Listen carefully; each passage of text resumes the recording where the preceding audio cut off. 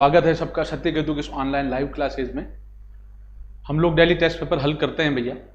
तो कल मतलब परसों शनिवार को जो 59वां टेस्ट पेपर दिया था उस टेस्ट पेपर को हम लोग हल करेंगे। ठीक है, 11:15 से 1:45 तक मेरी क्लास रहेगी, 1 घंटे, फिर 15 मिनट का ब्रेक होगा, फिर 1:15 से 2:15 तक जीके और साइंस का।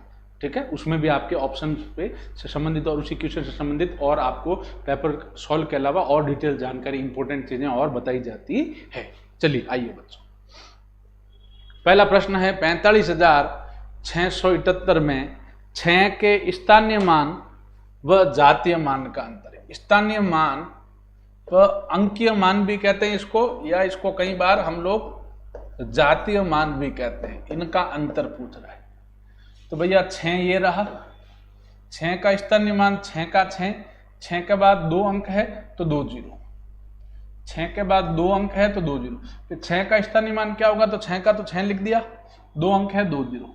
6 का जातीय मान 6, किसी भी संख्या का जातीय मान वही संख्या होती है।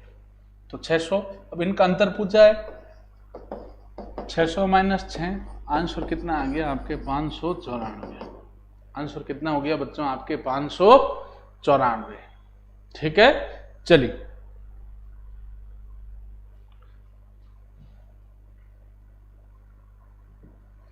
नेक्स्ट हल करते हैं भैया दूसरा सवाल।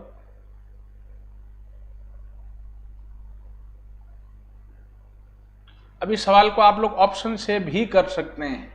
ठीक है ना, ऑप्शन मैं हालांकि इसको पूरा व्यवस्थित करना भी बताऊंगा, लेकिन ऑप्शन से करना भी आसान है। क्या कह रहा है, 5 अंकों की सबसे छोटी संख्या क्या होगी जिसमें 4, 7, 10, 12 से भाग देने पर प्रत्येक स्थिति में शेष 3 बचे। हमेशा शेष कितना बचे बच्चों, 3 बचे। ठीक है, तो आप क्या कर सकते हो, इस प्रश्न को आप लोग ऑप्शन से भी हल कर सकते हैं। हमें कह रहा 5 अंकों की वो सबसे छोटी संख्या जिसमें 4 का भाग दें, जिसमें 7 का भाग दें, जिसमें 10 का भाग दें और जिसमें 12 का भाग दें, तो प्रत्येक बार शेषफल कितना बचे, 3। तो बेटा हमें भाग देना आता है। 4 ऑप्शन दिए हुए होंगे हमें चारों ऑप्शन के अंदर हम लोग किसका भाग दे देंगे, इन दी गई संख्याओं का। और जिस ऑप्शन वाली संख्या में दी गई संख्याओं का भाग देने पे हर एक स्थिति में शेषफल 3 बचे, वही हम क्या ले लेंगे, आंसर ले लेंगे। ठीक है, तो हम लोग इसको ऑप्शन से कर सकते हैं। अच्छा, इसको अगर व्यवहारिक तरीके से करें, इसको प्रॉपर तरीके से, तो कह रहा 5 अंकों की सबसे छोटी संख्या जिसमें 4, 7, 10 और 12 से भाग देने पर शेष हमेशा 3 बचे। तो वो संख्या जिसमें 4, 7, 10, 12 का भाग जाए, तो पहले इनका क्या निकालना पड़ेगा बच्चों, लसअप। पहले इनका क्या निकालना पड़ेगा, लसअप। ठीक है, लसअप निकालते हैं। 4, 7, 10, 12। 2 का भाग दिया, 2 7 में नहीं गया वैसा, 10 में नहीं गया वैसा, 12 में 6। 2 का भाग 1, 7, 5। 3 का भाग 1, 7, 5, 5 का भाग 1, 7, 1, 7 का भाग 1, 1, 1। ठीक है, ये हो गया। तो इनका लसअप क्या हो गया बच्चों, इन सब का गुणा 2 × 2 × 3 × 2 × 2 × 3 × 5 × 7, ये इनका लसअप हो जाएगा। 2 दूनी 4, 4 3 12, 12 60, 60 × 7, 7 संग 42, फिर 0 0, 420। तो 420 आपके वह संख्या होगी बच्चों जिसमें 4 का, 7 का, 10 का और 12 का, इन चारों संख्याओं का भाग किस में जाता है, 420 के अंदर। क्या ये आंसर होगा बच्चों, नहीं। अगर हमें कहता भाग देने कि भाई इन संख्याओं भाग जाए, शेष 3 बचे, तो भाग पूरा जाए तब तो आंसर 420 होता। और अगर हमें कहता है भाग देने पर शेष 3 बचे, तो 420 + 3 423 उत्तर होता। जो शेषफल बच रहे हैं कहता वो जोड़ देते हैं। लेकिन हमें केवल यही नहीं कहा है, हमें एक चीज और कही, 5 अंकों की सबसे छोटी संख्या जिसमें इसका भाग जाए।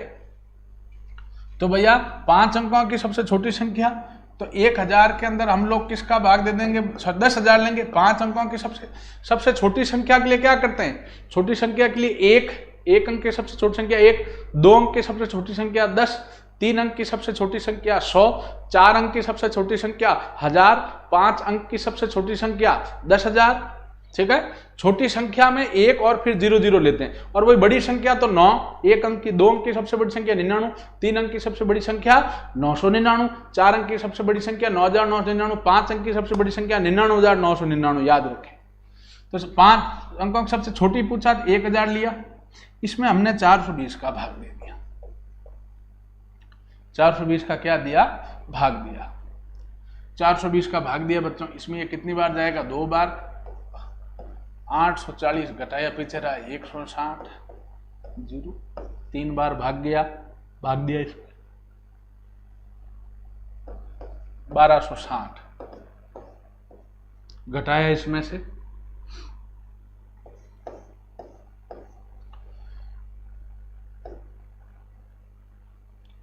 0, 10 में से 6 गया 4, 5 में से 2 गया 3, 0, 340 रहा शेष।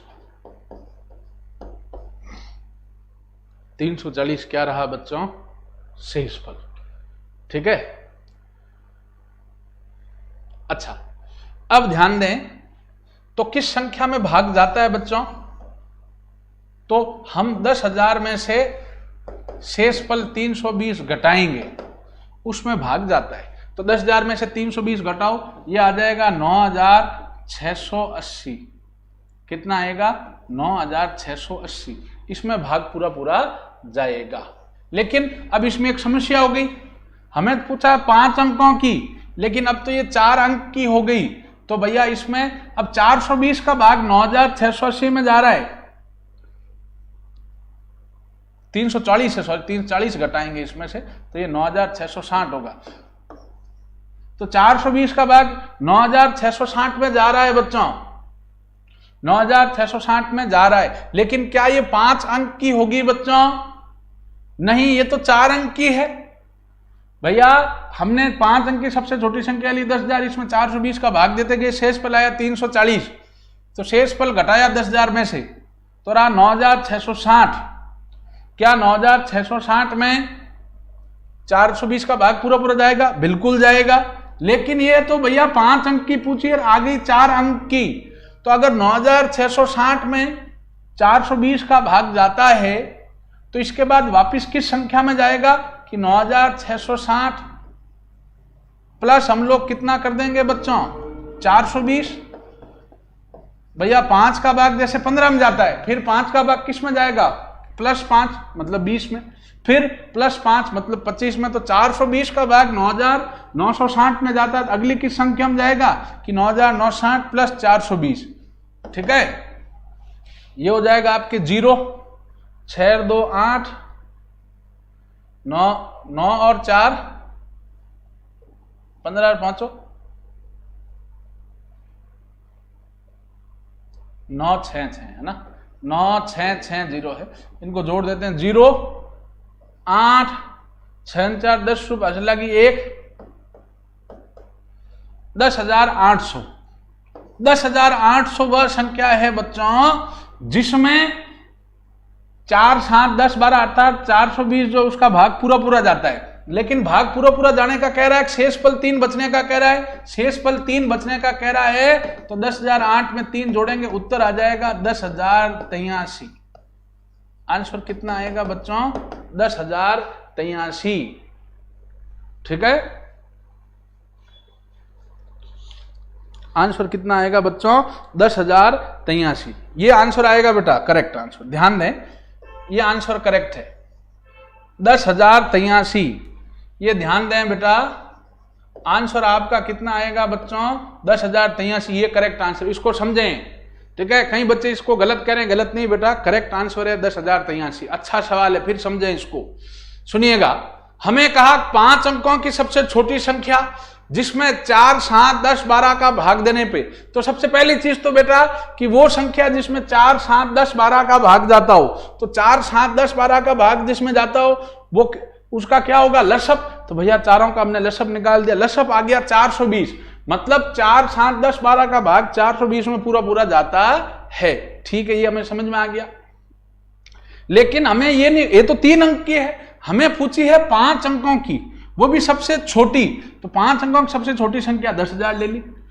बड़ी पूछता 5 अंकों की तो 99,999 लेते, उसमें इस लसब 420 का भाग दिया, शेषफल आया 340। तो शेषफल 340 बच रहा है, वो 10,000 में से घटाते हैं तो ये जो संख्या आई 9,660, इसमें 420 का भाग पूरा पूरा जाएगा। लेकिन यहां एक प्रश्न उठता है, क्या अब ये 5 अंकों की रही? नहीं, भाग भले ही इसमें पूरा पूरा जाता हो 420 का, लेकिन अब ये 4 अंकों की होगी, हमें चाहिए 5 अंकों की सबसे छोटी संख्या। तो 9,660 में 420 का भाग पूरा पूरा जा रहा है, अगली किस संख्या में जाएगा कि भैया 420 का भाग अगर इसमें पूरा पूरा जाता है, अगली किस संख्या में भाग जाएगा? 9,660 प्लस 420 में भाग जाएगा। ठीक है ना, तो जोड़ दिया था आया 10,080, इसमें भाग पूरा पूरा जाता है। लेकिन हमें भाग पूरा पूरा जाने का कह रहा है बच्चों, या शेष हमेशा 3 बचने का कह रहा है, शेषफल 3 बचने का कह रहा है। तो 10,080 में जो भाग पूरा पूरा जा रहा है उसमें हम लोग प्लस 3 और कर देंगे, तो शेषफल कितना बचेगा? 3। ये बिल्कुल करेक्ट आंसर है, अच्छा सवाल है सॉरी, कोई सूत्र या ट्रिक नहीं है, लसब निकालना भी हमें आता है और भाग देना भी आता है। ठीक है ना, तो इस सवाल को आप जरूर करें घर पे और समझें क्या किया इसमें। ठीक है, आंसर है इसका 10,083, बिल्कुल करेक्ट आंसर है। शेष 3 बचने का कह रहा है बच्चों, ध्यान दें, तो 10,800 नहीं आएगा, 10,083 आएगा। अगर हमें 10,080 कब सही होता बच्चों? 10,080 उस स्थिति में सही होता तब कहता है कि भाई अगर भाग पूरा पूरा चला जाए तो उत्तर 10,080 होता ही होता। लेकिन बच्चों हमें कह रहा है भाग देने पे शेषफल 3 बचे, हर स्थिति में शेषफल 3 बचने का कह रहा है, तो हम 10,080 में 3 जोड़ देंगे तो 10,083 होगा। अगर हमें यह कहता भाग पूरा पूरा जाए तो ये आंसर आपका सही होता, लेकिन हमें शेषफल 3 बचने का कह रहा है, तो जो संख्या आई 10,080 उसमें 3 जोड़ देंगे तो आंसर आ जाएगा 10,083।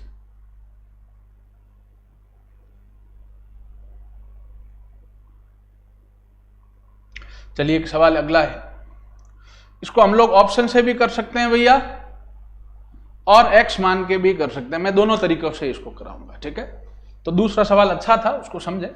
खंबे की लंबाई पूछी है, उसको हमने मान लिया x मीटर। याद रखें जो चीज पूछी जाती है उसको हम x मानते हैं। कह रहा है एक खंबे का 1/3 भाग कीचड़ में। ठीक है, 1/3 भाग कुल लंबाई अगर x मानी है तो कीचड़ में कितना हुआ? x/3। 2/5 भाग पानी में, तो 2x/5 भाग पानी में, तथा 10 मीटर पानी के ऊपर है, तो खंबे की लंबाई क्या होगी? खंबे की लंबाई पूछी, खंबे की लंबाई हमने x मान ली, वो x बराबर क्या हो जाएगा बच्चों? कीचड़ में कितना? 1/3, मतलब x/3 भाग, प्लस पानी में कितना है? 2/5 भाग, 1/3 कीचड़ में है तो 1/3 को गुणा किया x से, मतलब x/3 भाग पानी में। जो कुल लंबाई x है खंबे की वो क्या होगी? कीचड़ में 1/3 मतलब x/3 प्लस पानी में 2/5 भाग पानी में, मतलब 2x/5 पानी में, प्लस 10 मीटर पानी के ऊपर है, तो प्लस 10 कर दिया हमने। खंबे की लंबाई x माना, वो x बराबर क्या होगा कि भैया कीचड़ में कितना, उसका 1/3 तो x/3 प्लस पानी में कितना 2/5 भाग तो 2x/5, और पानी के ऊपर कितना 10 तो प्लस 10।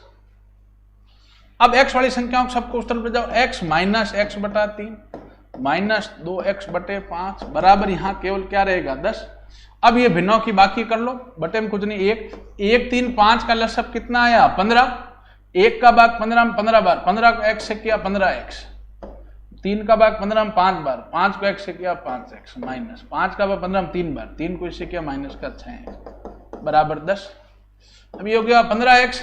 अब 5x माइनस का 6x माइनस का कितना हो गया? 11x/15 बराबर 10। 15x में से 11x जब आपका जाएगा बच्चों, 15 जो x है उसमें से 11x जाएगा तो कितना रहेगा? 4x/15 बराबर 10। x का मान निकालना, ले जाओ सबको उधर, x बराबर 15 भाग में बटे में वो गुणा में चला जाएगा, और जो 4 गुणा में वो भाग में आ गया, 2 से काटा 5/2, x आ गया 15.75/2, मतलब 37.5 कह दो या 37.5 कह दो, जो मर्जी आपकी। ठीक है, खंबे की लंबाई है 37.5 मीटर।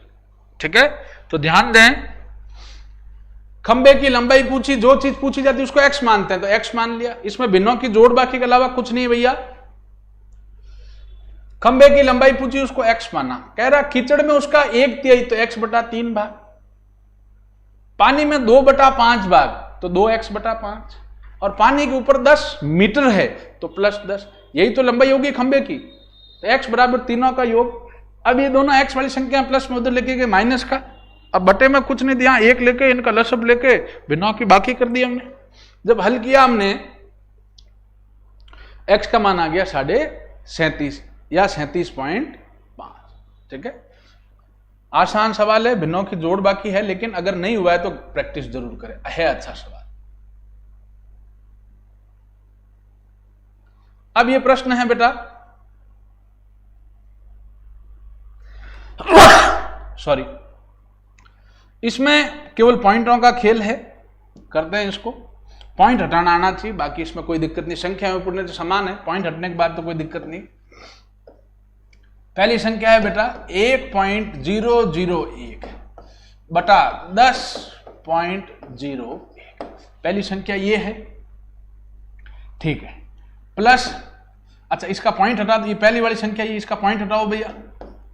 नीचे पॉइंट हटाओगे तो ऊपर 1 आएगा, नीचे पॉइंट हटाओ ऊपर 1, पॉइंट के बाद 2 अंक है 2 0, और ऊपर पॉइंट हटाया तो नीचे 1, पॉइंट के बाद 3 अंक है तो 3 0, नीचे पॉइंट हटाया तो ऊपर 1, पॉइंट के बाद 2 अंक तो 2 0, ऊपर पॉइंट हटाया नीचे 1, पॉइंट के बाद 3 अंक 3 0, 2 0 से 2 0 गए। अब ये पॉइंट हट गया, ये 1001 और ये 1001 कट गया। ठीक है, अब इसका भी पॉइंट हटा दो, ये ऊपर तो पॉइंट है ही नहीं भैया, 1001 बटा नीचे है 100.1, इसका पॉइंट हटा दें बेटा, नीचे पॉइंट हटाया ऊपर 1, पॉइंट बाद 1 अंक 1 0, 1001 से कट गया। ये रह गया बच्चों, यहां पे ऊपर तो कुछ नहीं, 1 बटा नीचे ये कितना रह गया 10, 1/10 प्लस ऊपर यहां कितना है 10, 10 प्लस 1/10, बटे में कुछ नहीं, 1 लिया, 1 और 10 का लसब कितना आया 10, 10 का भाग 10 में 1 बार, 1 को 1 से किया तो 1 का भाग 10 में 10 बार, 10 को 10 से किया 100/10, सॉरी 101, 100 और 1 हो गया 101/10, 10 का भाग 101 में 10 बार जाएगा, 10 दूना 100, 100 में 100 घटाए पीछे रहा 1/10, उत्तर आ गया बच्चों 10 सही 1/10। आंसर कितना आया बच्चों 10 सही 1/10। कुछ नहीं किया हमने, पॉइंट हटाया बेटा, हाँ 10.1 भी कह सकते हैं आप, बिल्कुल सही है। यहां 10 सही 1/10 है, और अगर यहां बटे में 10 है बच्चों तो भाग में देखो, गुणा में पॉइंट इधर आता है, भाग में पॉइंट उधर जाता है, कितने अंक जाएगा, 1 0 है तो 1 अंक उधर जाएगा, तो 101/10 है, 1 0 है बटे में, भाग में पॉइंट उधर जाता है, गुणा में पॉइंट इधर आता है। अब भाग में 10 तो भाग में पॉइंट उधर जाएगा, कितने अंक जाएगा, जितने 0 0 कितने 1, तो 1 अंक इधर जाएगा, तो 10.1 भी बिल्कुल करेक्ट आंसर है इसका। ठीक है, ऑप्शन में ये है तो ये भी सही है, ये दिया तो ये भी सही है, 10.1। ठीक है, ये चीज है, क्योंकि 101 में 10 का भाग देंगे तो 0 कितना 1, तो पॉइंट लास्ट में माना जाता है, 1 0 है तो 1 अंक इधर खिसकेगा, 1 अंक इधर खिसकेगा तो कितना हो जाएगा 10.1। ठीक है,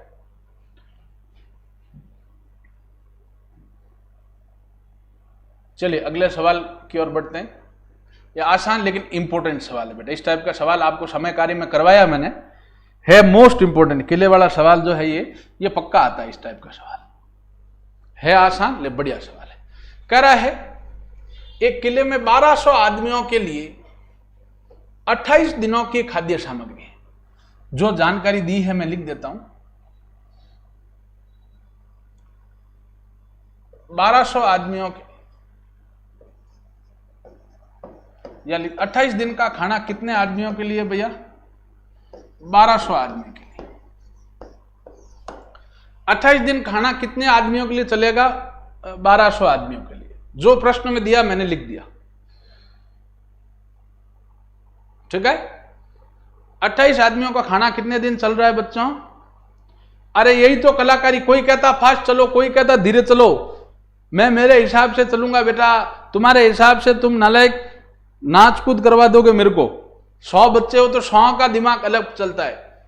निश्चिंत रहे आप, टेस्ट पेपर डेली का एक हल कराता हूं, वो मैं करवा दूंगा। अच्छा, कई बच्चे होशियार होते हैं, उनको थोड़ा जल्दी समझ में आता है, लेकिन हम लोग होशियार के हिसाब से नहीं पढ़ाते हैं। हम लोगों का तो ये प्रयास रहता है बेटा, ठीक है, क्या नाम है आपका, हाँ यादव साहब, कि जो सबसे कमजोर बच्चा है क्लास का वो भी उस चीज को समझ सके, ठीक है, ये चीज है। तो 28 आदमी अगर 1200 दिन में कर रहे हैं भैया, ठीक है, 28 आदमी के लिए 1200 दिन का खाना है, मतलब 12 दिन का खाना है। कह रहा है यदि 4 दिनों के बाद, तो 4 दिन बाद क्या होगा बच्चों, 4 दिन बाद क्या होगा, खाना कितने दिन चलेगा बच्चों, 4 दिन में 4 दिन का खाना खा जाएंगे वो, तो 24 दिन खाना चलेगा। कितने आदमियों के लिए, 1200 आदमियों के लिए। 28 दिन खाना चलता है 1200 व्यक्तियों के लिए। कह रहा 4 दिन बाद, तो भैया 4 दिन में 4 दिन का खाना खा जाएंगे। 28 - 4, 1200 आदमियों के लिए खाना कितने दिन रहा है, 24 दिन। कह रहा 300 आदमी बाहर चले जाएं तो, अब 300 आदमी बाहर चले जाने पे नए आदमी, शेष आदमी कितने रह गए बच्चों, शेष आदमी कितने रह गए, 1200 थे, 300 चले गए, तो शेष आदमी कितने रहे बच्चों, 900। शेष आदमियों के लिए खाना कितने दिन चलेगा, ये हमें पूछा है, कितने दिन खाना चलेगा ये पूछा है। तो बेटा आसान है, मैंने एक ट्रिक बताई हुई है। M1D1 बराबर क्या होता है, M2D2। M यानी मनुष्य, D यानी दिन, M यानी मैन, D यानी डे। तो भैया 1200 आदमियों के लिए कितने दिन चलेगा अब खाना, 24 दिन। 28 दिन चलता है, 4 दिन में 4 दिन का खाना खा जाएंगे, 28 - 4, 24 दिन। 1200 आदमियों के लिए चलता है 24 दिन, 1200 × 24 बराबर 900 आदमी, तो 900 इंटू दिन पूछा है, नहीं पता तो x।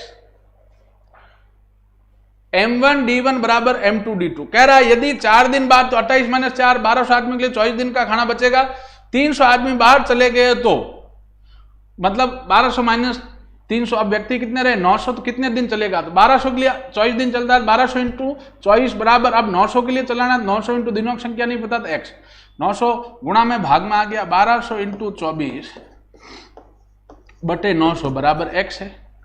2 0 को 3 से काटा 4, 3 से काटा 3, 3 का भाग इसमें दिया 8 बार। ये कितने दिन चलेगा, 8 चौक 32 दिन। खाना कितने दिन चलेगा बच्चों, 32 दिन। तो आप देख सकते हैं कुछ नहीं, M1D1 जैसी आसान सी ट्रिक है, कुछ नहीं, लेकिन प्रैक्टिस करना है इंपॉर्टेंट सवाल। अगर नहीं हुआ है तो इसको घर पे एक बार दोबारा जरूर सॉल्व करें। चलिए अब अगला प्रश्न है बेटा, यह प्रश्न मैंने घातांक जब पढ़ाया आपको रिवीजन में, तो ये सवाल कराया था मेरे ख्याल से, इसको कर लेते हैं वापिस, सुनिएगा। प्रश्न है बच्चों, 3 की घात 3x - 5 बराबर 1/9 की घात x। देखो 9 का बाजी गुणनखंड करोगे तो 9 को क्या लिख सकते हैं आप, 3 × 3, अर्थात 9 को हम क्या लिख सकते हैं, 3 की घात 2 लिख सकते हैं बच्चों। सबसे पहले क्या करते हैं भाई, 3 का आधा बाजी गुणनखंड होगा नहीं, यहाँ आधार में 3, इसका बाजी गुणनखंड तो होगा नहीं, तो छोड़ो इसको। 9 का बाजी गुणनखंड करेंगे तो क्या होगा, 3 × 3, तो 9 को क्या लिख सकते हैं, 3 का स्क्वायर। बाकी वैसा का वैसा 3 की घात 3x - 5 बराबर 1/9 की जगह लिख दिया 3 की घात 2 की घात x है ये। मैंने क्या किया, 3 का तो अभाज्य गुणनखंड होता नहीं उधर, तो इधर ये 9 है, 9 का अभाज्य गुणनखंड किया बच्चों, आया 3 की घात 2 की घात x है ये। एक मैंने फिर नियम बताया था, वो लगेगा a की घात m, कोष्टक लग के घात के ऊपर घात हो तो घातें क्या हो जाती है बच्चों, गुणा। कोष्टक लग के घात के ऊपर घात हो, घातें गुणा। तो यहाँ 3 की घात 2 कोष्टक की घात x है, तो घातें गुणा हो जाएगी, दिए क्या जाएगा 3 की घात, इधर तो 3x - 5 ही, वो बराबर 1/3 की घात 2 × x हो गया 2x। ठीक है भैया। अब आप लोग ध्यान दें, ये इस घात का चिन्ह नहीं दिया हुआ है, मतलब किसका है, प्लस का। घात का चिन्ह प्लस का है, चिन्ह नहीं दिया होता है, सदैव चिन्ह प्लस का मानते हैं। इस घात का चिन्ह नहीं दिया मतलब वो प्लस का है, इसको ऊपर ले जाओगे तो घात का चिन्ह किसका होगा? माइनस का। बेटा एक नियम आपको बताया, घातांक में अगर ऊपर से नीचे लाओ अर्थात अंश से हर में लाओ या नीचे से ऊपर ले जाओ, मतलब हर से अंश में ले जाएं, तो घात का चिन्ह चेंज होगा। प्लस है तो वो क्या होगा? माइनस, और माइनस है तो वो क्या हो जाएगा? प्लस। तो 3 की घात 3x माइनस 5 बराबर हो जाएगा 3 की घात माइनस 2x। इसमें कौन सा नियम लगा कि भाई एक बटा ए की घात m में हर में है, चिन्ह नहीं दिया प्लस का है, इसको ऊपर लाए तो घात का चिन्ह किसका हो जाता है? माइनस का। ऊपर से नीचे लाओ चाहे नीचे से ऊपर ले जाओ, घात का चिन्ह चेंज होता है, प्लस है तो माइनस होता है, माइनस है तो प्लस। तो ये घात का चिन्ह प्लस था, ऊपर लगेंगे माइनस का। अब आप यहां देखें आधार समान है, आधार समान होती है, आधार समान होने पर आधार समान, अतः घातें भी कैसी होगी बच्चों? घातें भी समान होगी बच्चों। आधार समान होने पे घात भी समान होती है। तो यहां घात कितनी है? 3x माइनस 5 बराबर है माइनस 2x। अब 2x माइनस का उधर जाएगा प्लस का, तो 3x प्लस 2x बराबर 5 माइनस के इधर आया प्लस का, 3x और 2x 5x बराबर 5, x बराबर 5 बटे 5। x का मान कितना आ गया बच्चों? 1। x का मान कितना आया बच्चों? 1। ये आपका आंसर है, ठीक है।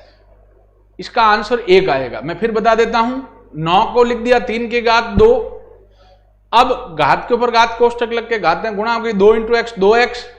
अब ये हर में है और इस घात का चिन्ह 2x का चिन्ह नहीं दिया तो प्लस का मानेंगे, हर से ऊपर ले जाओ भैया तो घात का चिन्ह चेंज हो जाएगा, प्लस है तो वो माइनस हो गया।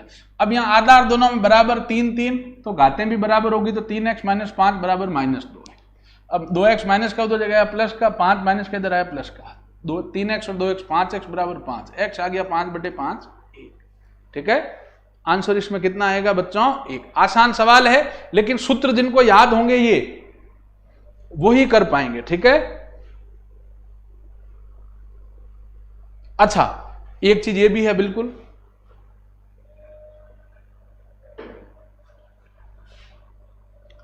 एक चीज ये भी बिल्कुल सही, हमने x का मान निकाला है 1, x का मान अपना कितना आया?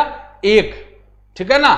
तो भैया हमें पूछा है x की घात माइनस 1 का मान, x की घात माइनस 1 का मान, तब भी बच्चों एक कितना आएगा? 1। कारण क्या है? 1 के ऊपर आप चाहे कुछ भी घात लगा लो, मान कितना आएगा? 1।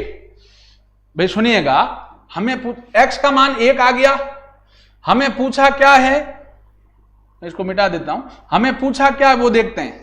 हमें पूछा है x की घात माइनस 1, तो 1 की घात माइनस 1 है, 1 की घात चाहे कुछ भी लगाओ, 1 की घात माइनस 1 है तो वो कितना आएगा? 1 ही आएगा बच्चों। 1 की घात कुछ भी हो, कायदे से क्या करेंगे? 1 की घात माइनस 1 है, अंश में इसको हर में ले जाओ तो घात का चिन्ह प्लस का हो जाएगा। भाई घात का चिन्ह अभी माइनस का है, अंश में हर में ले जाओ तो 1 बटा 1 की घात 1, अब ये घात का चिन्ह प्लस का हो गया, तो वो ये भली करो आप, 1 की घात कुछ भी हो तो 1 इंटू 1, 1 भाग 1 कुछ भी करो, 1 को 1000 बार गुणा करो, 1 को भाग में ले जाओ, 1 बटा 1 कुछ भी करो, 1 ही आता है मान, तो आंसर 1 ही आएगा बच्चों, ठीक है। करेक्ट आंसर इसका 1 ही है, कंफ्यूज न है हो आप। हाँ, ये बात आपकी सही है, x की घात माइनस वैल्यू की बात पूछी है जसोल सिंह भाटी, ठीक है बेटा, लेकिन x का जब मान जसोल अपना 1 आएगा तो 1 की घात माइनस 1 का है, 1 की घात माइनस 1, 1 की घात कुछ भी हो तो सदैव याद रखना है, बिना सोचे समझे, 1 की घात कुछ भी हो तो 1 ही लेना है, 1 को भले करोड़ बार गुणा करो, चाहे ऊपर चाहे नीचे, वो 1 ही आएगा मान। और यूं अगर देखें 1 की घात माइनस 1 है, ये अंश में है, इसका घात का चिन्ह माइनस का हटाना, इसको हर में ले जाओ तो ये हो जाएगा 1 बटा 1 की घात 1 हो जाएगा, घात का चिन्ह माइनस का प्लस हो जाएगा, तो ऊपर 1 का 1, नीचे भी 1 की घात 1 मतलब 1, 1 बटा 1, उत्तर कितना आएगा? 1। आंसर बेटा इसमें 1 ही आएगा, ठीक है, इसका करेक्ट आंसर 1 ही है, ठीक है बेटा, कोई बात नहीं। हाँ, लेकिन ये ध्यान देना कि मैंने x निकाल के छोड़ दिया था, यहां पूछा x की घात माइनस 1, ये बात बिल्कुल सही है, तो हमें ध्यान देना है निकाला क्या उससे मतलब नहीं है, हमें पूछ क्या रहा है उससे हमें लेना देना है। अब ये तो बिल्कुल आसान सवाल है बेटा, ये सवाल बिल्कुल आसान है। मैंने बताया है कि x अनुपात y बराबर 4:5 दिया, तो x हम सीधा कितना मान लेंगे 4 और y कितना मान लेंगे 5। ये ट्रिक आप सबको मैंने बता रखी है। जो अनुपात में देता है वही हमें मान लेना है, जो अनुपात में देता है वही मान लेना। x अनुपात y 4:5 है तो x 4 ले लो, y कितना ले लो 5। x की जगह 4 लिख दो, जहां x है वहां 4 लिख दें आप, और जहां y है वहां 5 लिख दो। अनुपात 3 की घात x की जगह 4 माइनस y की जगह 5, 4 3 12 प्लस 5 दूना 10 अनुपात 4 3 12 माइनस 5, तो 22 अनुपात 7। ये आपका आंसर। तो ये तो आसान है, अनुपात में जो दे रखा वही मान ले। x अनुपात y 4:5 दिया तो x 4 मान लो, y 5, और जहां यहां x है वहां 4 लिख दो, y है वहां 5 लिख दो। 22/7 या 22 अनुपात 7 बिल्कुल सही जवाब। कई बच्चों ने आंसर दिया, वेरी गुड। अगला प्रश्न बेटा औसत का सवाल है, आसान लेकिन अच्छा और इंपॉर्टेंट सवाल है। औसत का सवाल आता है अक्सर इस टाइप का। करते हैं इस सवाल को।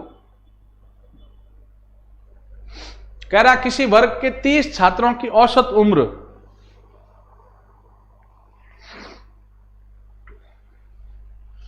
अच्छा, पिछले सवाल में आप कंफ्यूज नहीं हो बेटा, एक ही आएगा, ठीक है ना। पिछले सवाल में जो पता नहीं कुछ एक बच्चा कह रहा है कि इंटू 0 करेंगे वगैरह, नहीं होगा, उसमें एक ही आएगा आंसर, आप निश्चिंत रहें, ठीक है।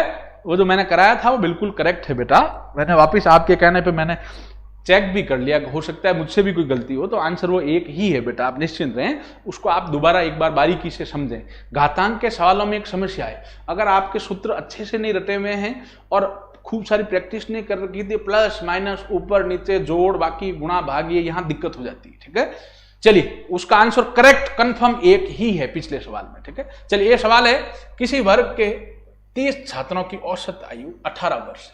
30 छात्रों की औसत आयु कितने वर्ष दे रखी बच्चों? 18। तो हमें सीधा पता है राशियों का योग बराबर क्या होता है? औसत इंटू राशियों की संख्या। तो 30 छात्रों की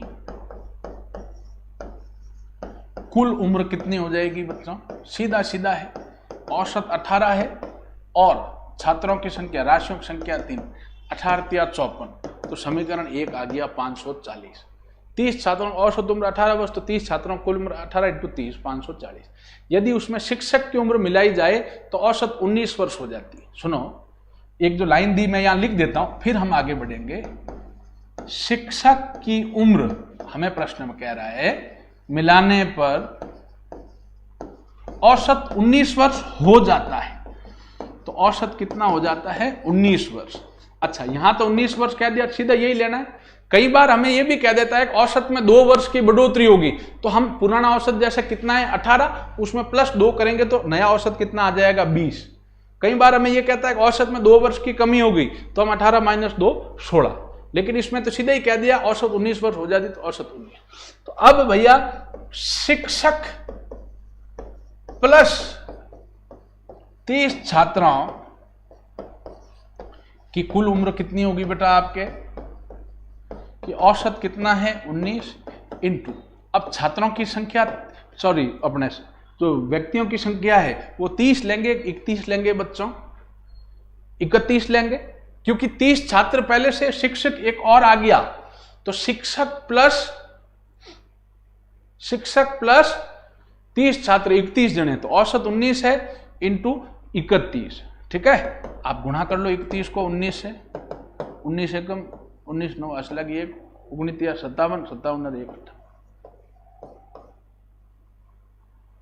599,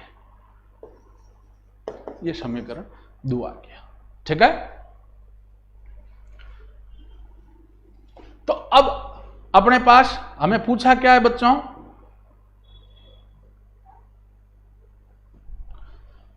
तीस छात्रों की उम्र आ गई 540, शिक्षक प्लस 30 छात्रों की उम्र आ गई 599, तो भैया शिक्षक की उम्र क्या हो जाएगी? समीकरण 2 माइनस समीकरण 1। शिक्षक की उम्र क्या हो जाएगी बच्चों, समीकरण 2 माइनस समीकरण 1, तो 589 माइनस 540 तो 49 वर्ष। ठीक है, आंसर कितना आ जाएगा, 49 वर्ष।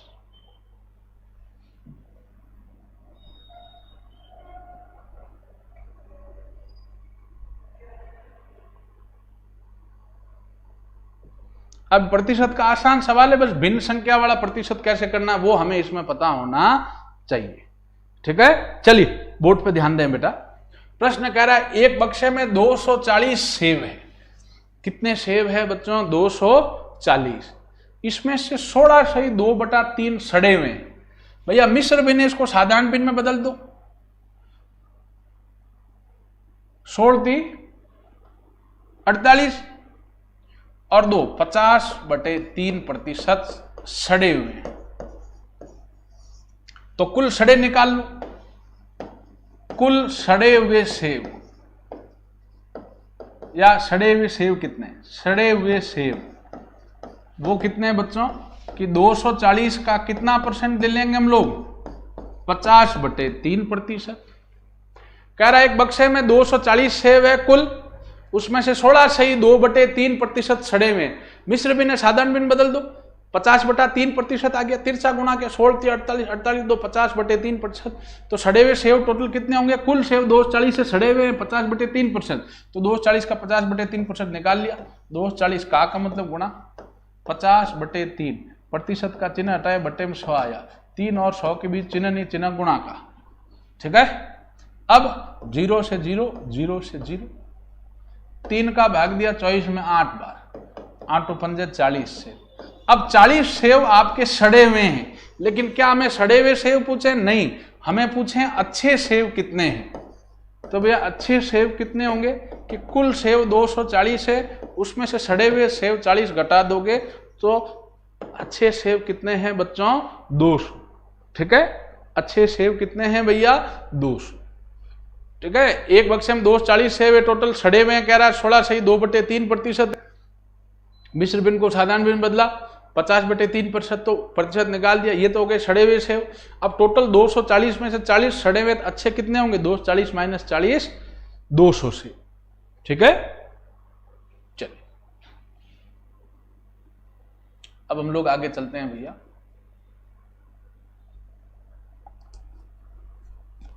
आसान सवाल है लेकिन अच्छा सवाल है। कह रहा है प्रश्न में एक घड़ी साज मतलब घड़ी बनाने वाला, एक घड़ी साज ने एक पुरानी घड़ी 80 रुपए में खरीदी, उसकी मरम्मत पर 10 रुपए खर्च किया। तो पहले तो बताओ घड़ी का वास्तविक क्रय मूल्य कितना होगा बच्चों। 80 रुपए में खरीदी, 10 रुपए मरम्मत के लगे, तो टोटल पैसे दुकानदार को देने कितने पड़े, 90 रुपए। भैया आप कोई भी चीज अगर खरीदते हो या दुकानदार कोई चीज खरीदता है तो केवल खरीदने से मतलब नहीं है, उस पर अगर वो टैक्सी का भाड़ा देता है, टैक्स देता है, रिपेयरिंग देता है, वो सब खर्चा मिला के उसका क्रय मूल्य होता है। ठीक है, तो 80 रुपए में इसने खरीदी, लेकिन 10 रुपए उसने मरम्मत पे खर्च किए, तो टोटल कितने रुपए हो गए, 80 + 10 कितने हो गए भैया, 90 रुपए। तो घड़ी का वास्तविक क्रय मूल्य हो गया 80 + 10 90 रुपए।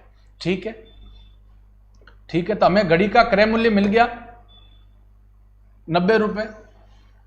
अब विक्रय मूल्य कितना है, सीधा सीधा दिया है 117 रुपए। अब क्रय मूल्य है 90 रुपए, विक्रय मूल्य 117 है, तो भैया 90 रुपए में खरीदा है या बनाया है और 117 में बेचा है, तो हमेशा क्या होगा, विक्रय मूल्य ज्यादा है तो लाभ क्या होगा, विक्रय मूल्य माइनस क्रय मूल्य। विक्रय मूल्य कितना है बच्चों, 117 माइनस क्रय मूल्य हम लोग 90 घटा देंगे। 117 में से जब 90 घटाया आपने तो पीछे कितना रहा, 27 रुपए। ये आ गया अपना लाभ। तो हमें लाभ प्रतिशत निकालना है बच्चों। लाभ प्रतिशत बराबर क्या होता है, लाभ बटा क्रय मूल्य इंटू 100। तो लाभ कितने रुपए है, 27 बटा क्रय मूल्य कितना है, 90। लाभ आनी सदैव क्रय मूल्य निकलती है इंटू 100। 0 से 0, 9 का भाग 27 में दिया 3 बार, 3 इंटू 10, 30% लाभ हुआ। आंसर क्या आएगा बच्चों? 30% लाभ।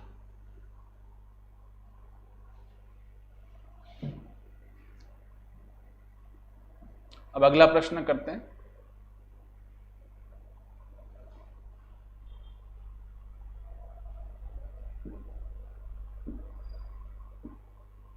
ये थोड़ा अच्छा सवाल है।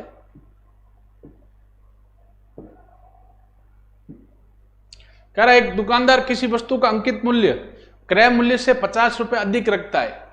यदि उस वस्तु पर 40% बटा देकर बेचता है तो उसमें लाभ या हानि क्या होगा? इस सवाल को बताएं बेटा आप लोग, इसका आंसर।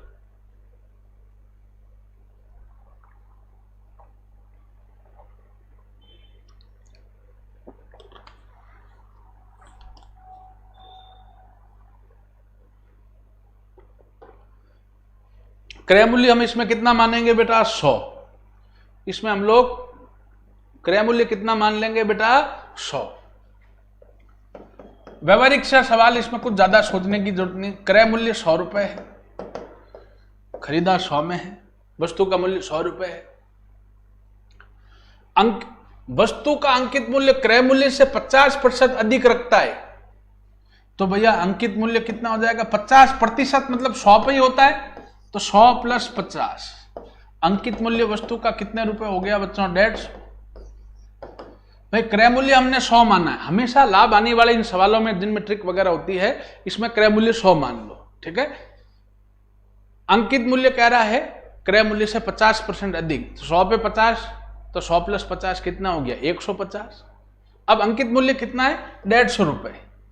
वस्तु पर 40% का बटा देकर बेचता है। वस्तु पर कितने रुपए का बटा देता है बच्चा? 40% का। कितने प्रतिशत का बटा देता है? 40% का। तो यहां बटा कितना होगा? बटा या छूट जो है, बटा कह दो चाहे छूट कह दो, एक ही बात है। तो 150 का कितना परसेंट होगा भैया? 40%। छूट हमें 40% कह रहा है ना। छूट सदैव किस पे ज्ञात की जाती है? अंकित मूल्य पे। 150 का 40% निकाल लो, ये सीधा ही कट गया 3 बार, या इसको सीधा ही रखो, 60 आ गया सीधा ही। 0 0 गया, 0 0 गया, 60 रुपए आ गया भैया बटा। अब 60 रुपए बटा दोगे, 150 रुपए अंकित मूल्य बटा 60 रुपए दोगे, तो बेचोगे कितने में भैया?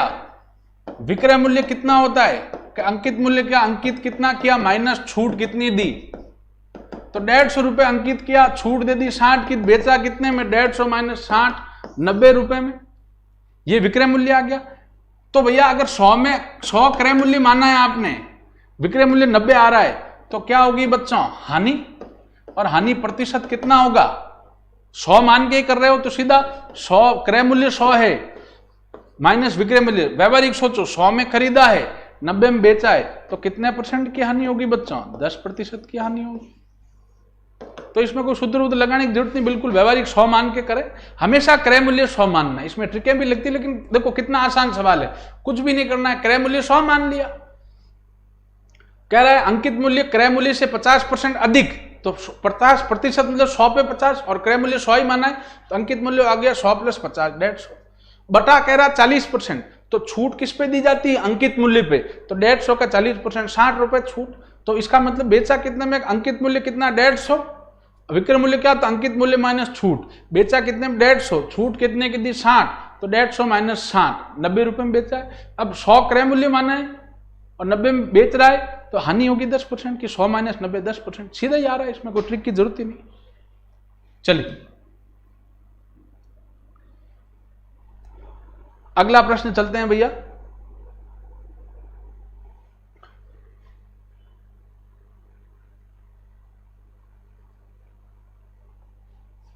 इसमें मैंने आपको एक ट्रिक बताई थी।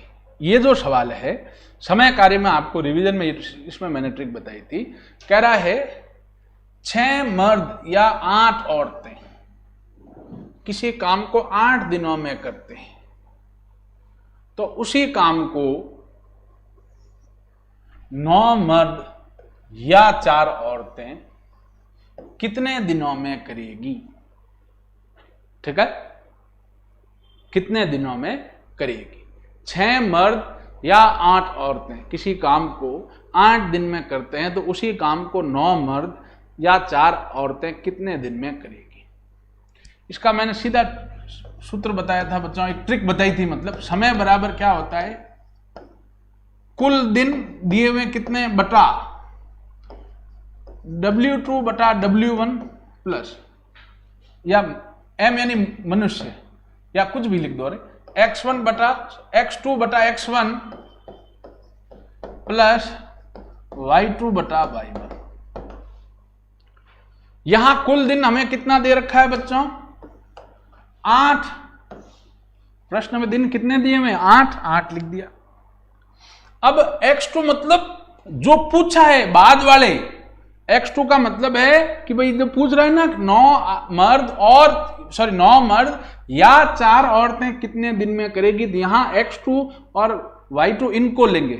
ये X2 और Y2, X1 Y1 मतलब जो पहले दिया है, जो दिनों की संख्या जिनके बारे में दी गई है उनको हम X1 Y1 लेते हैं। 8 दिन किन के लिए दिए गए? 6 मर्द और 8 औरतों के लिए, इनको हम X1 Y1 लेंगे। जो पूछ रहा है उनको हम X2 Y2 लेते हैं। तो पूछ क्या रहा है? तो 9 बटा, तो मर्द कितने, जो पूछ रहा है उसमें 9 मर्द बटा दिए हुए कितने हैं वो 6, X1 6 प्लस पूछ कितने रहा उसमें औरतें कितनी भैया पूछने वाले में 4 बटा जो दिया हुआ है वो Y1 8 औरतें।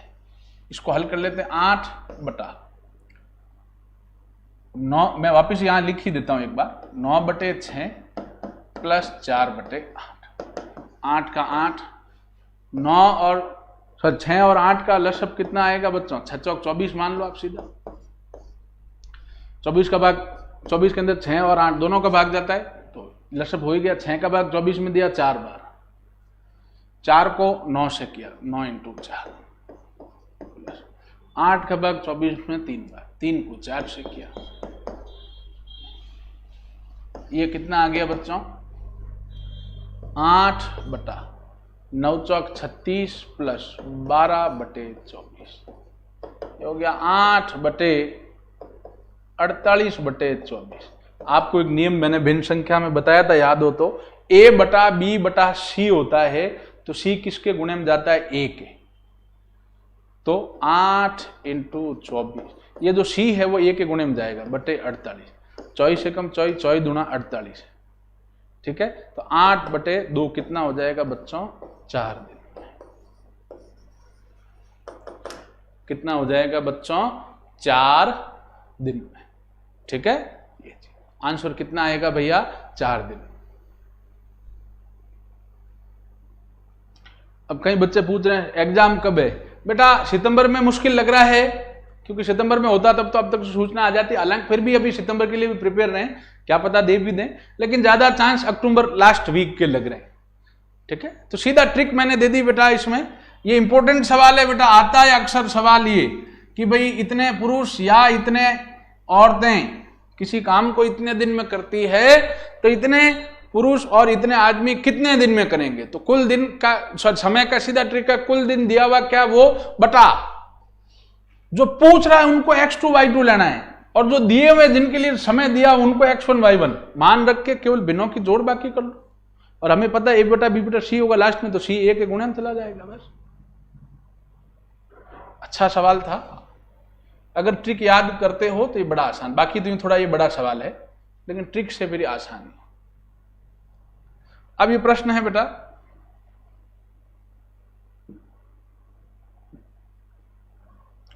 प्रश्न कह रहा है एक मोटरसाइकिल चालक 80 किलोमीटर प्रति घंटे की चाल कितनी दी? 80 किलोमीटर प्रति घंटे की चाल से वह 4 घंटे और 6 मिनट तक मोटर कार चलाकर अपने घर पहुंचता है, ठीक है भैया। चाल हमें दे दी 80 किलोमीटर प्रति घंटा, ठीक है। समय हमें दे दिया बच्चों 4 घंटे 6 मिनट, ठीक है। अब समय दिया हमें 4 घंटे 6 मिनट, तो हम भैया समय को घंटे और मिनट में नहीं ले सकते, या तो सबको मिनट में या घंटे में ऐसे बदलना पड़ता है, 2 इकाई में नहीं ले सकते। और किस में बदलेंगे? मिनट को घंटों में, क्योंकि चाल किस में दे रखी? 80 किलोमीटर प्रति घंटा। चाल जो है किलोमीटर प्रति घंटे में दे रखी, तो ये मिनट को भी घंटे में बदलना पड़ेगा। तो 4 जो घंटे उनको तो छेड़ने की जरूरत नहीं, मिनट है उसको घंटे में बदलना, किसका भाग देंगे? 60 का, क्योंकि 1 घंटे में कितने मिनट होते हैं बेटा? 60। तो 6 को घंटे में बदलना है 6 मिनट को, तो 60 का भाग दिया, तो ये आया 4 सही 1/10। 6 से कट गया 1/10, ये घंटे आ गए। मिस्र भी ने साधारण बिन बदला, 10 × 4 40, 40 अरे 41/10 घंटे हो गए। अब अपने पास ये समय घंटे में आ गया, कुछ नहीं किया, 4 किलोमीटर प्रति घंटे में समय 4 घंटे 6 मिनट, तो भैया मिनट को घंटे में बदलना पड़ेगा, तो 60 का भाग देंगे, क्योंकि 1 घंटे में 60 मिनट होते हैं। तो ये 4 घंटे का छेड़ने जरूरत नहीं, 4 का 4/7 और 7 में 6/60, 6 से काटा 1/10, ये आ गया 41/10 घंटे। दूरी क्या होती है बच्चों? चाल इंटू समय। चाल है 80, समय है 41/10, 0 से 0 गया, गुणा करो 41 को 8 से, 8 का 8 और 8 चौक 32, 328 किलोमीटर। ठीक है, अलग टाइप का लेकिन आसान सवाल था। ठीक है,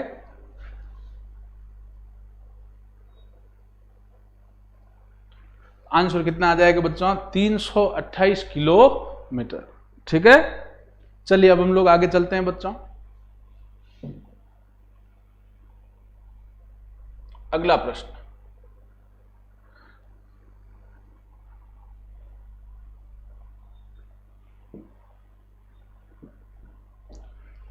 कोई धन साधारण ब्याज से 4 वर्षों में 372 रुपए और 6 वर्षों में 408 रुपए होता है, तो वह धन तथा ब्याज की दर निकालिए, या बताइए। ठीक है ना, ऑप्शन में क्या पूछा? इसमें तो 2 पूछ लिया, क्या दोनों ऑप्शन में दिए हुए हैं क्या बेटा? वो देख लेते हैं। हाँ बिल्कुल दिया हुआ दोनों। ठीक है, तो ध्यान दें, इसमें बिल्कुल आसान सी ट्रिक मैंने आपको बताई थी, याद हो तो, कि भाई अगर हमें कह रहा है 4 वर्षों में, इसमें मैंने आपको ट्रिक बताई थी, याद हो तो, 4 वर्षों में हो रहा है 372 रुपए और 6 वर्ष में हमें कह रहा है बच्चों 408 रुपए। यह हमें कह रहा है बच्चों हो जाएगी, हो जाता है मतलब मिश्रधन हो रहा है, ये मूलधन नहीं है, ये मिश्रधन है, कि 4 वर्षों में 372 हो जाता है और 6 वर्षों में 408 हो जाता है, तो वह धन मतलब मूलधन। तो भैया मूलधन का सूत्र क्या होता है? या जो राशि है उसका सूत्र क्या होता है बच्चों? वज्र गुणा का अंतर बटा समय का अंतर। वज्र गुणा का अंतर बटा समय का अंतर। ठीक है, जो दे रखा है उसी का वज्र गुणा और समय का अंतर। तो बेटा हम क्या कर लेंगे बच्चों, ध्यान दें, 6 × 372 माइनस 4 × 408 बटा समय का अंतर 6 - 4, गुणा किया इसको, 6 को 2 से किया, 6 गुणा आता है आपको 6 दूनी 12 भी असला की 1 8 चंग 42 ने 43 थियो, असला की 4 6 3 18 18 और 4 हो गया बच्चों आपके 22 2232 माइनस, इनको गुणा किया बच्चों, ये आ गया 1632 बटा 6 में से 4 घटाया 2, 2232 में 1632 घटाया आया 600/2, तो वो राशि कितने रुपए आ गई बच्चों? 300 रुपए। तो राशि की ये ट्रिक सदैव याद रखें। अगर हमें कहता है कि भैया साधारण ब्याज की दर से कोई राशि इतने वर्ष में इतनी, इतने वर्ष में इतनी हो जाती, मतलब वो मिश्रधन दिया है, तो मूलधन राशि सदैव क्या होती है बच्चों? वज्र गुणा का अंतर, जो दिया हुआ है उसको ऐसा लिखकर तिरछे गुणा कर लो, बटा समय का अंतर। वज्र गुणा का अंतर बटा समय का अंतर, वह आपके क्या प्राप्त हो जाएगी बच्चों? राशि। ठीक है। अब हम लोग बात करते हैं भैया दर की। हमें और क्या पूछा है बच्चों, दर पूछा है। अब दर की स्थिति में हम लोग क्या करेंगे बच्चों, दर का भी मैंने आप लोगों को एक ट्रिक लिखा है भैया। दर बराबर क्या हो जाएगा, मिश्र धनों का अंतर, जो दो मिश्र धन दे रखे हैं, मिश्र धनों का अंतर बटा वज्र गुणा इंटू 100। मिश्र धनों का अंतर भाई, जैसे मैंने आपको ये ट्रिक बताई है मूलधन की कि भाई इतने वर्ष में इतना, इतने वर्ष में तो हो जाता है, मतलब समय और मिश्रधन दिया है तो मूलधन की वैसे ट्रिक ये भी याद रखें, इंपॉर्टेंट है बेटा। दर क्या होता है, मिश्र धनों का अंतर बटा वज्र गुणा इंटू 100। ठीक है, ये सीधा याद रखें। तो भैया मिश्र धनों का अंतर यहां पे कितना आ जाएगा, 408 माइनस 372 बटे वज्र गुणा जो है उसका अंतर मैं सीधा ही ले लेता हूं। देखो हमने यहां वज्र गुणा किया है, ये कितना आया था 600। चलो मैं लिख ही देता हूं एक बार। वज्र गुणा जो है वो कितना है 372 इंटू 6 माइनस 408 इंटू 4 इंटू 100। अब 408 में से 372 घटाया, 408 में से हमने 372 घटाया तो कितना रहा बच्चों, 36 बटे 600 है इंटू 100। 2 जीरो से 2 जीरो गए, 6 का भाग 36 में दिया तो 6%। तो आप देख सकते हैं दोनों ट्रिक मैंने बता दी। तो ट्रिक से कितना आसानी से हो रहा है बच्चों कि अगर इस टाइप का सवाल कहे, इस टाइप की सारी ट्रिकें मैंने बेटा रिवीजन जो बताया है, यूट्यूब जो अपना है उसकी प्लेलिस्ट में सारे के सारे चैप्टर पढ़ाए हुए हैं और सारे हर एक टाइप का क्वेश्चन उसमें डिस्कस करा हुआ है। तो ये सारी प्रकार की ट्रिकें वगैरह बता रखी है। मूलधन का सूत्र होता है वज्र गुणा का अंतर बटा समय का अंतर, दर होता है मिश्र धनों का अंतर बटा वज्र गुणा इंटू 100, मतलब वज्र गुणा का अंतर, वही वज्र गुणा का अंतर है इंटू 100। ठीक है, चलिए अब हम लास्ट सवाल की ओर बढ़ते हैं, मैथ्स के लास्ट सवाल की ओर। कह रहा है कितने समय में, यह सवाल आप लोग ऑप्शन से करो तो ज्यादा ठीक रहेगा। मेरा आपको हमेशा से ये राय रहेगी कि साधारण ब्याज में अगर आपको मूलधन दर समय पूछता है तब तो आप लोग सूत्र से करें, चक्रवृद्धि ब्याज में आप ऑप्शन से करें। ठीक है, वो ज्यादा सही रहता है। हालांकि मैं दोनों तरीके से बता दूंगा। भैया चक्रवृद्धि मिश्रधन जो है, यहां ध्यान दें, मूलधन कितना दिया हुआ है 1000 रुपए, ठीक है ना, और चक्रवृद्धि ब्याज दिया है 210 रुपए। ये चक्रवृद्धि मिश्रधन नहीं दिया, चक्रवृद्धि ब्याज दिया 210। 1000 रुपए मूलधन है, चक्रवृद्धि ब्याज 210 है, तो चक्रवृद्धि मिश्रधन क्या हो जाएगा बच्चों, मिश्रधन होता है मूलधन प्लस ब्याज, 1000 प्लस 210 आ गया 1210 रुपए। ये मिश्रधन है भैया, ये हमें समझ में आ गई। ये मूलधन है 1000, दर दे दी हमें 10%। दर प्रतिशत कितना परसेंट दिया बच्चों, 10%। पूछा क्या है हमें, समय पूछा है। समय आपको 4 ऑप्शन में दे रखा होगा बच्चों, ठीक है ना, समय हमें 4 ऑप्शन में दे रखा होगा। तो आप जब आप यहां सुनो, जैसे समय, जैसे मान लो ऑप्शन में 2 वर्ष, जैसे 1 वर्ष दे रखा पहले, ठीक है ना, पहले ऑप्शन में मान लो 1 वर्ष दे रखा है, ऑप्शन बी में 2 वर्ष दे रखा है, ऐसे 4 दे रखे होंगे। पहले हम इसको ऑप्शन से करना सीखते हैं। आना कितना चाहिए मिश्रधन, मिश्रधन आना चाहिए अपना 1210 आना चाहिए, ये ध्यान दें। तो सीधा सूत्र क्या है, मूलधन इंटू दर कितनी, 1 प्लस दर कितनी है 10 बटा 100। दर 10 है, सीधा मैं 110 ही लिख दूं। दर कितने परसेंट है 10, तो 110 बटा 100। पहले में ऑप्शन में समय 1 वर्ष दिया हुआ है, पहले ऑप्शन में एक बार लेंगे, जितना समय होता है उतनी बार गुणा लेते। एक बार है तो 1 बार गुणा, 2 बार 2 बार गुणा, 3 बार 3 बार, 2 जीरो 2 जीरो गए, 110 इंटू 100 किया 1100। क्या मिश्रधन सही आ रहा है बच्चों, नहीं, मिश्रधन 1100 आ रहा है। आना कितना चाहिए 1210। समय 2 वर्ष लेके देखें, मूलधन वही 1000 इंटू दर 10% है तो 110 100। दो बार से समय तो 2 बार लेंगे, 110 बटा 0 0 0 0, 2 0 से 2 0, 10 इंटू 11 इंटू 11, 10 इंटू 11 इंटू 11 121 गुणा किया, उत्तर आ गया 1210। मतलब उत्तर क्या, सॉरी, जो मिश्रधन आ गया 1210। और हमें मिश्रधन कितना चाहिए बच्चों, 1210 ही चाहिए, तो ऑप्शन बी करेक्ट। तो चक्रवृद्धि ब्याज के सवाल में जब आपको पूछे तो आप लोग चारों ऑप्शन से चेक कर लो, मूलधन पूछे, दर पूछे, समय पूछे, चारों ऑप्शन लेके आप लोग हल कर लें, वो ज्यादा व्यवस्थित रहता है। क्योंकि इसमें कई बार बड़ी बड़ी संख्याओं का घन या वर्ग आ जाता है या उनका वर्गमूल आ जाता है, वो दिक्कत देता है। अब ये प्रश्न है भैया रीजनिंग के, अगर हम ये प्रश्न में कह रहा है हेल्थ को लिखा जाता है, हेल्थ को लिखा जाता है IDB KU, मैं इसको खड़े में लिख देता हूं HEALTH,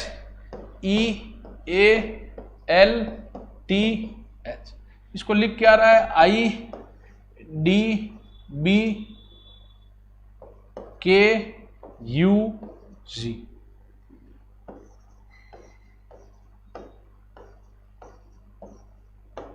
H मतलब कितना होता है 8, E मतलब 5, A मतलब 1, L मतलब 12, T मतलब 20, H मतलब 8, I मतलब 9, D मतलब 4, B मतलब 2, K मतलब 11, U मतलब 21, G मतलब 7। 8 से 9 हुआ, पहले में 1 जुड़ा, 5 से 4 हुआ 1 घटा, 1 से 2 हुआ 1 जुड़ा, 12 से 11 1 घटा, 10 से 21 सॉरी 20 से 21 1 जुड़ा, 8 से 7 1 घटा, तो 1 बढ़ रहा है 1 घट रहा है, 1 बढ़ रहा है 1 घट रहा है, तो हम फिर वही प्रक्रिया यहां कर लेंगे। हॉस्पिटल लिख दिया खड़े में। अब H मतलब 8, O मतलब 15, S मतलब 19, P मतलब 16, I मतलब 9, T मतलब 20, A मतलब 1, L मतलब 12। पहले 1 जोड़ो, 8 में 1 जोड़ा 9, 9 मतलब I, फिर दूसरे में 1 घटाया, 15 में से 1 घटाया 14, 14 मतलब N, फिर 1 जोड़ा S में 19 में 20, 20 मतलब T, 1 घटाया 15, 15 मतलब O, फिर 1 जोड़ा 9 में 1 जोड़ा 10, 10 मतलब J, फिर 1 घटाया 19, 19 मतलब S, फिर 1 जोड़ा 2, 1 में 1 जोड़ा 2, 2 मतलब B, और फिर 1 घटाया 12 में से 1 घटाया 11, 11 मतलब K। तो ये आंसर हो जाएगा। ठीक है, 1 जोड़ा 1 घटाया।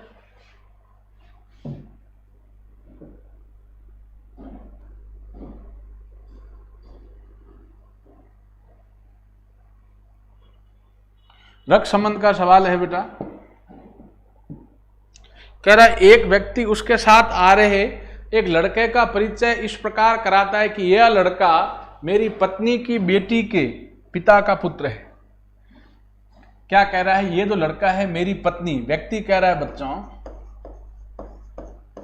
कि मेरी पत्नी, पत्नी मतलब बराबर में आएगी बच्चों, व्यक्ति कह रहा है कि जो मेरी पत्नी है, वो जो लड़का है वो कह रहा है, लड़के के बारे में वो व्यक्ति कह रहा है कि वो जो लड़का है वो मेरे पत्नी की बेटी, पत्नी की बेटी, पत्नी की बेटी मतलब वो इसकी भी क्या होगी बच्चों, बेटी होगी। ये दोनों आपस में पति पत्नी हैं, तो पत्नी की बेटी इसकी भी बेटी होगी। पत्नी की बेटी, पत्नी की बेटी के पिता, बेटी के पिता मतलब व्यक्ति स्वयं हुआ, बेटी के पिता का पुत्र है मतलब पिता का पुत्र है, पिता का पुत्र हुआ मतलब कौन, वो लड़का। इसका मतलब वो जो लड़का है वो इसका ही पुत्र हुआ कि नहीं हुआ बच्चों। क्या कह रहा है वापिस समझें, कह रहा है एक लड़के के बारे में एक व्यक्ति कह रहा है कि वो जो लड़का है वो मेरी पत्नी की बेटी, पत्नी की बेटी, पत्नी की बेटी मतलब वो उस व्यक्ति का भी, उस व्यक्ति की भी बेटी हुई जो है ना, तो वो बेटी का पिता मतलब व्यक्ति स्वयं का बेटा है।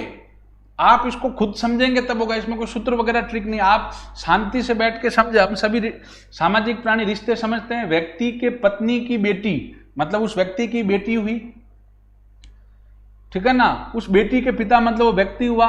का पुत्र है वो लड़का, मतलब वो लड़का उस व्यक्ति का ही पुत्र है। हमें पूछा है तो लड़के का उस व्यक्ति से क्या संबंध है। लड़का पहले नाम आया तो लड़के का पुत्र से, तो लड़का कौन है बच्चों, पुत्र। अगर कहता व्यक्ति का तो हम आंसर क्या देते, पिता।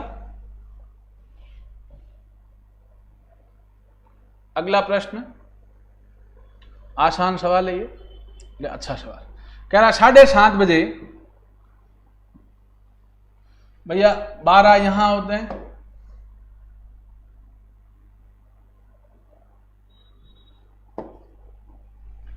बारह 6 3 9, 7:30 बजे मिनट की सुई यहां होगी, घंटे की सुई लगभग यहां होगी।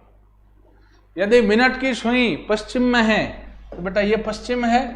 एक दिशा मिलते ही सारी दिशा मिल जाती है, पश्चिम के सामने पूर्व। अब ये पश्चिम है मतलब राजस्थान, भारत का नक्शा लगाया करो, पूर्व मतलब असम, तो कश्मीर इस तरफ होगा उत्तर, और ये कौन सा होगा दक्षिण। तो कह रहा घंटे की सुई किस दिशा में, तो ये ना तो उत्तर में ना पश्चिम में, आंसर हो जाएगा उत्तर पश्चिम। आंसर कितना हो जाएगा, उत्तर पश्चिम, ठीक है। चलिए अब अगला सवाल।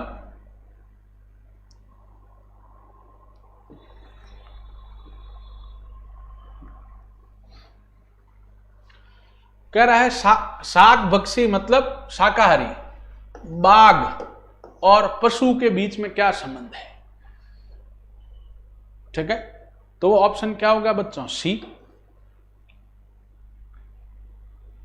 तो ऑप्शन क्या होगा बच्चों, सी। भाई पशु के अंदर बाघ आते हैं, लेकिन बाघ शाक भक्षी नहीं है,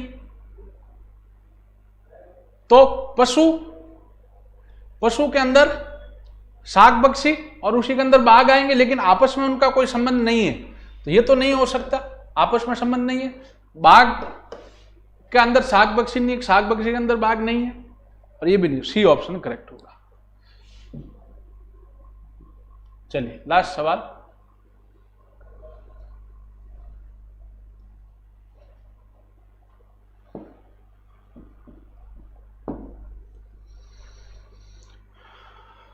ये यहां है, यहां से यहां आ रहा है, ठीक है ना, और इसका कलर भी भर रहा है, रंग भी इसमें भरा जा रहा है। तो भैया ये यहां है, ये भी यहां यहीं आएगा और इसका रंग भर जाएगा, ये यहां आके रंग भरेगा। ऑप्शन बी करेक्ट है भैया।